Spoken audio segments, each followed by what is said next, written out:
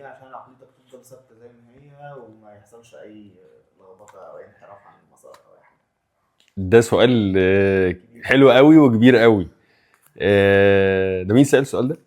هو انا مش عارف اقول اسمه لان هو كاتب اسمه فاروق كده جنبه اه يعني يلي سأل السؤال ده اشكرك لانه سؤال حلو قوي قوي قوي. و يعني سؤال محتاج يعني تفكير شويه بس هو وتدبر يعني، بس هي اكتر حاجه جايه في بالي اعتبرها دردشه، لان انت بالعكس انت بتكلمني في وقت انا بشوف ان انا محتاج يعني اشتغل على نفسي في حاجات كتير. يعني انا بحس ان هي جورني ما بتقفش، ان انت تفضل تحسن من نفسك وتفضل تخلي نفسك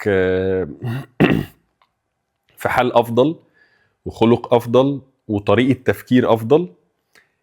الحاجه اللي ممكن جت في بالي دلوقتي وانا بتكلم معاك ومعاكوا، يعني انا نفسي يعني من الحاجات اللي بدعي ربنا سبحانه وتعالى بيها الفتره الاخيره دي ان ربنا سبحانه وتعالى يرزقني بيها هي الحكمه.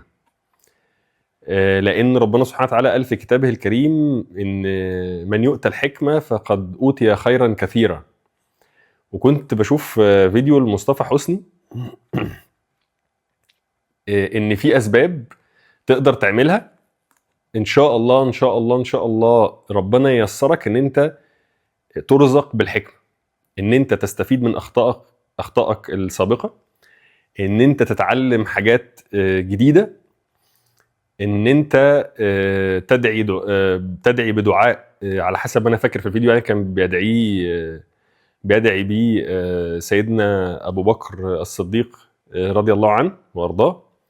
بيقول اللهم ارنا الحق حقا وارزقنا اتباعه وارنا الباطل باطلا وارزقنا اجتنابه. الحاجه الرابعه ان انت تجالس وتخالط الناس الايجابيه والناس اللي عندها قصص نجاح، ان انت يبقى الدايره اللي حواليك ناس ناجحه وناس شاطره وناس دماغها ايجابيه وناس عندها فهم وعلم تقدر تستفيد من مجالستهم ومن معاشرتهم.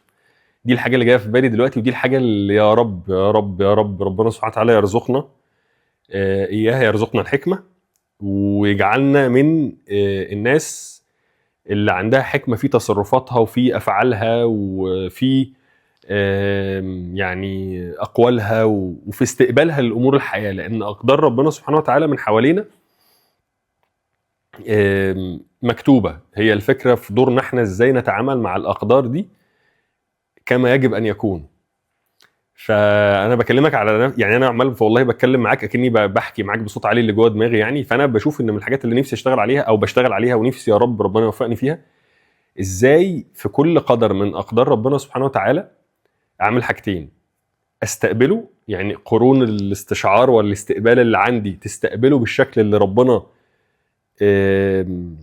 يرضاه ويكون عايز يوصله لي. لان ساعات ربنا، مش ساعات، هو الاقدار ربنا سبحانه وتعالى في المواقف اللي بتحصل حواليك، في الكلام اللي بيتقال لك عن طريق الناس اللي حواليك. ممكن تقابل واحد صدفه يقول لك كلمه يبقى ربنا بعتها لك، فازاي انت تبقى الانتنه عندك كده مفتوحه عشان تستقبل المسجز اللي ربنا سبحانه وتعالى بعتها لك. الحاجه التانية ان انت لما تستقبل بشكل صحيح ربنا يديك القوه، لان لا حول ولا قوه الا بالله، يديك القوه ان انت تتصرف بشكل مظبوط. فربنا يا رب يا رب يا رب يرزقنا ان احنا نحصل الحاجتين دول، لان هم فعلا خير كبير جدا جدا جدا جدا من رب العالمين. وربنا كمان يرزقنا بالصحبة الصالحة وبالناس الحلوة اللي تبقى حوالينا اللي تعيننا، لان في الظروف الحالية بالحياة المادية جدا اللي احنا بقينا عايشين فيها، بالبريشر اللي بقى موجود على الناس كلها في مختلف الطبقات، بقت الحياة ضغط على الناس كلها. وبقت المغريات كتيرة والفتن اكتر. ولو الواحد مش ستيبل، لو مش متزن طول الوقت بيشوف يعني اتس جرينر اون ذا اذر سايد، بتشوف دايما ان الحاجه اللي مش معاك احسن من اللي معاك، وبتشوف انت ناقصك كتير، وبتشوف ان في حاجات كتيره فايتاك، مع ان على حقيقه الامر اللي ربنا كاتبه لك بيكون هو احسن حاجه ليك وافضل حاجه ليك. بس احنا في الاول وفي الاخر بني ادمين عندنا ضعف وعندنا نقص. فطول الوقت بنبقى متخيلين اللي مش في ايدينا ده بيبقى احسن، واللي مش معانا ده هو افضل حاجه. لما الواحد بقى بيبقى الصحبه اللي حواليه كويسه، وربنا سبحانه وتعالى يكرمه ويرزقه ويؤتيه الحكمه، بيقدر يتعامل مع الدنيا بشكل احلى وافضل بكتير، ويبقى عنده يقين وعنده سكون كده. فيا رب يا رب ينعم علينا يا رب بالمعنيين دول. وشكرا تاني جدا جدا جدا على السؤال ده، لان خلاني دردش. انا كل اللي انا بقوله ده على فكره لا هو نصيحه ولا اي حاجه، انا عمال بتكلم وبدردش وبطلع اللي جوايا. يا رب يكون في حاجه مفيده ليك وليكوا كلكم يعني.